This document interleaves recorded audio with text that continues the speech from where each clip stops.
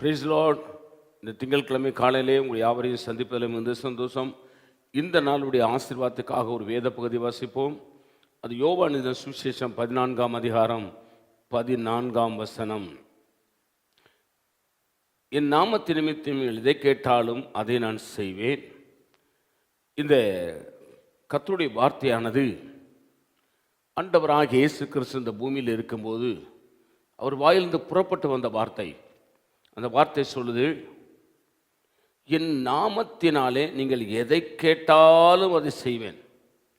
ஆண்டவராகிய இயேசுவினிடத்திலே உங்களுக்காக, உங்கள் குடும்பத்திற்காக, உங்கள் பிள்ளைகளுக்காக, உங்கள் எதிர்காலத்திற்காக நீங்கள் இந்த வருஷத்தை எனக்கு ஆசீர்வாதமாய் மாற்றி தாங்க ஆண்டவரேன்னு சொல்லி நீங்கள் கேட்கும் பொழுது, இயேசுவின் நாமத்தை நீங்கள் உச்சரித்து கேட்கும்போது ஆண்டவராகிய கர்த்தர் உங்களுக்கு அப்படியே செய்கிறார். அதனால தான் வேதம் சொல்கிறது, என் நாமத்தினால் எதை கேட்டாலும் செய்வேன்.